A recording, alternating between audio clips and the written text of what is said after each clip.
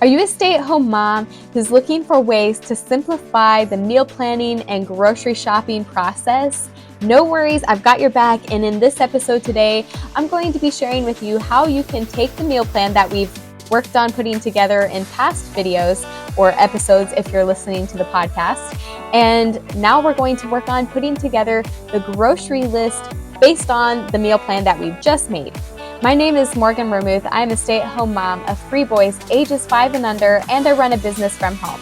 It gets a little hectic sometimes, so anytime I can find a way to simplify just regular processes around meal planning, grocery shopping, life on the daily as a stay-at-home mom, I'm definitely going to try to find ways to simplify it. So I hope that you can gain some value out of what I have to share today. And without further ado, let's dive right in. Okay, so in my last episode, I shared with you how to meal plan, and we worked off of a 2-week meal plan. I've just found that to be simpler for me. Trying to think of ahead for my whole month is a little daunting at times and a little overwhelming. It's something I still might eventually shift gears and start doing, but right now I have found every other week to be a better option for me and my family. That's just what works for my family, but you can do what works for you and yours. Definitely customize it accordingly. Okay, so in my meal plan, I tend to only write in dinners, basically because that's going to be the big meal that I have really cooked for the day.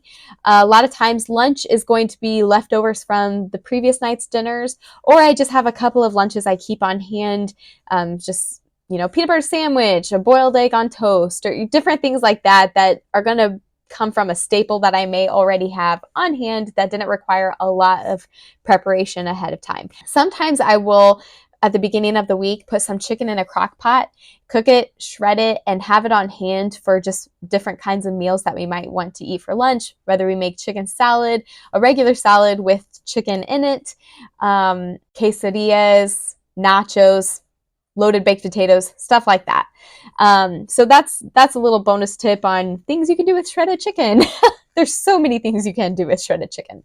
Anyway, so lunches are usually not going to be on my meal plan. And then breakfasts, we pretty much eat the same breakfasts. It's hard to say that plural. Breakfasts. On a regular basis, so I don't really feel the need to change up and write in on my meal plan. But anyway, that was kind of mentioned in my previous episode anyway. So around the grocery list prepping, what I'm going to do is I'm going to look at, and I'm going to reach over here and grab my menu. This is going to look a little confusing, so it's not really meant for you to look up close necessarily, because it's just my random next couple weeks. You're going to see a couple of marks here that I've marked out because we've already had those meals for the week. The beauty about meal planning is maybe one meal that you've planned to have on Thursday suddenly seems to make sense that you want it on Wednesday, and you can rearrange your week. That's fine. At least you know you have the food on hand for these meals. So I will mark it off as I've made it. And then if I haven't made it, I know, I have the ingredients for these meals that are not marked off yet. But when it comes to making your grocery list, here's the order that I do it in. I take my meal plan and I look at it. I don't know why I set it down because I need it back. I'm going to look at the meal plan for Thursday. Or, you can start on Monday. It depends what day of the week you're doing your grocery shopping on. A lot of times I do it midweek because trying to save everything for Monday is just way too overwhelming.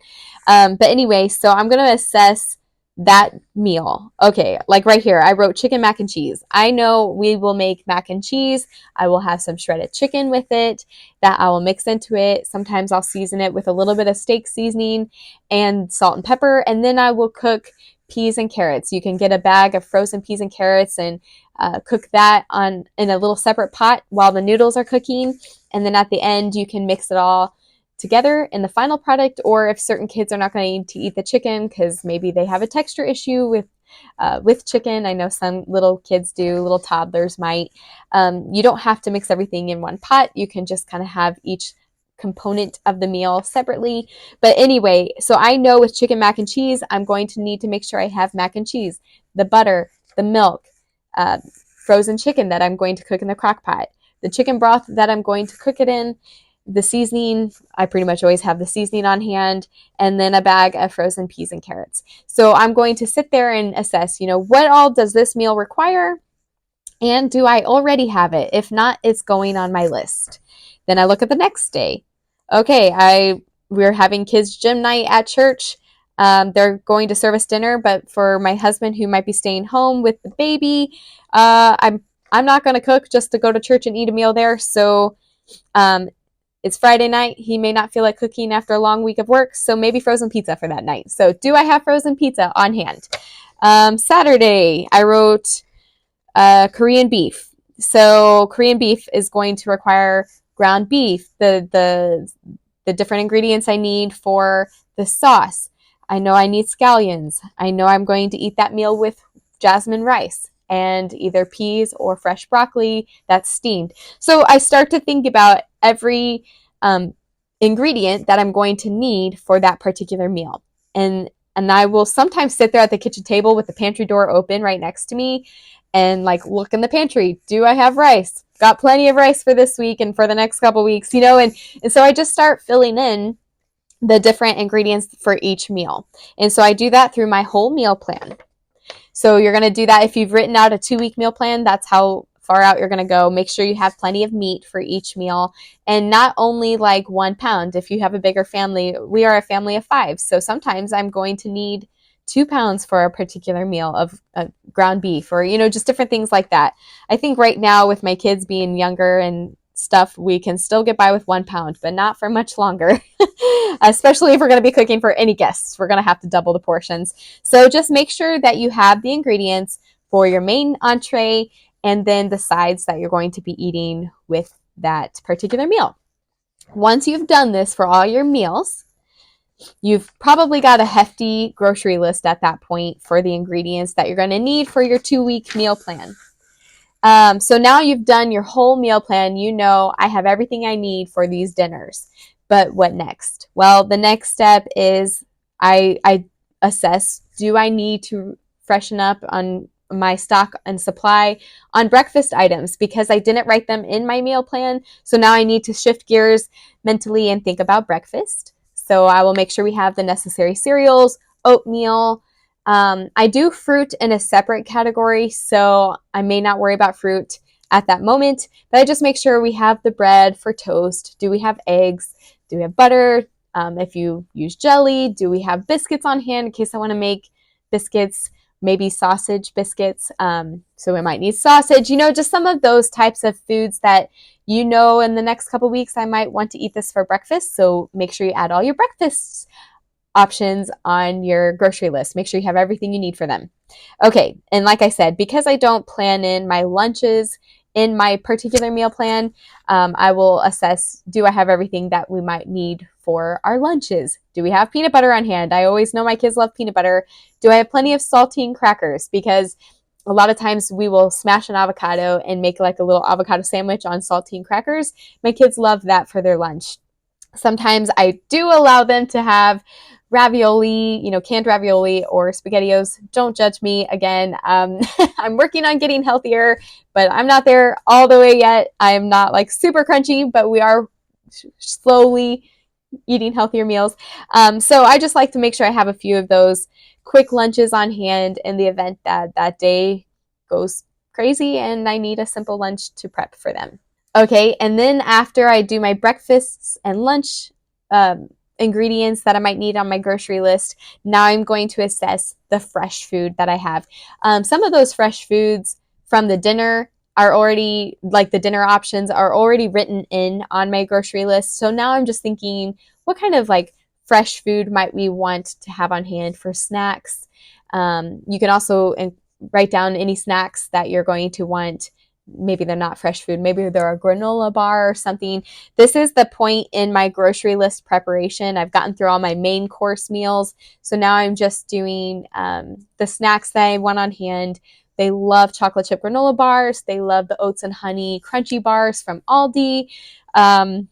We'll keep a few like a box of animal cookies and a box of turtles from Aldi. Hello, I'm a fan of Aldi's, but I know that there's other great grocery stores that are out there: Kroger, Trader Joe's, Costco, Sam's Club, and Walmart, of course. So yeah, shop wherever you want. I'm a big fan of Aldi. And so I'm mentioning all these snacks. But anyway, so yeah, think about the snacks that you're going to want on hand for your family and the fresh vegetables and fruits that you want on hand for snack time or as a side for breakfast. This is the time in your grocery list preparation that you're going to be writing down all of those things. And then the final category that you want to figure out if you need any more items for your grocery list is home supplies. Do you need more paper towels, toilet paper, dishwasher soap, laundry detergent, dryer sheets, toothpaste, floss? Think about the things for toiletries and home supplies that are non-food related, and just make sure you have everything you need for the next couple of weeks. Diapers, that's another big one. And once you've gotten through your home supplies and your toiletry supplies, you've already done all your meals, worked through breakfasts and lunches and snacks. So you're good to go. You have a grocery list that is well prepared for your trip to the store. So now I'm going to throw in a few bonus tips here, a quick bonus round of random tips around grocery list preparation that I didn't know where else to plug. So I'm just plugging it all in right here, right now. If you know that you're going to be shopping online, I do a lot of this with my laptop open. And as I'm assessing my ingredients, instead of writing them down, I actually just go ahead and add them to my cart. So if you're shopping online, maybe you do Instacart so that it can be delivered to your front door. Wow, I'm really name dropping a lot of stores and like subscriptions and stuff. I'm not getting endorsed or sponsored by any of them. I'm just saying what I use. But anyway, you could definitely shop online and just instead of writing these things on your grocery list as you have assessed each ingredient, just type them in and add them to your cart so it's done. I do this a lot when it comes to grocery pickup orders, grocery deliveries, or a lot of times we live in the country, so we live kind of far away from a big super Walmart. So if I'm getting my diapers or something from there, I might just be shopping online with Walmart and make sure I place a big enough order that the shipping is free. If you are not shopping online and you do plan to go into the store, then as you write it down in your list, each item that you need as you're assessing, your meal plan and your breakfasts and lunches, then you can write it down by category on your list so that it's already kind of ready to go for the store. Like I said, I'm a big Aldi fan, so I already know when I first walk in, a lot of times your fresh food is going to be right there. So maybe you have a section on your sheet of paper for fresh food, or if you use the note on your phone, then go ahead and start a little segment in the notes section of your phone and title it, fresh vegetables. And then you can do grains and breads and then I just know how I walk through the store when I do it in person. So I know after I get through my fresh food, now we're getting into some snack type foods like pretzels, crackers, graham crackers, animal cookies. And I know I'm going to turn that corner and my husband's tea is right there. So like once you've done a few trips in your store in person, you're going to know how the layout is. So you can definitely make that whole process simpler by writing it on your list in the order of how it's going to be laid out in the store. And that's just a bonus tip. I feel like most people that shop in stores probably are already doing this, but there was once a time that I did not do it. And so I am speaking to the person who didn't think to do it yet. Let me save you some time. Write your grocery list in order of how you're going to be walking through the aisles, and you're going to save your sanity and save your time and quite possibly save yourself from getting to the bottom of your list and realizing, oh, I forgot milk, and that's all the way at the back of the store, so now I need to go grab it, or whatever. So I hope that makes sense, and yeah, hopefully that'll save you some time, because I know for me, I'm all about saving time, saving money, and saving my sanity. Okay, well, those are the tips I have for you today. I know this was a bit of a longer video, but I just wanted to share more in detail with you how I exactly do my grocery list preparation.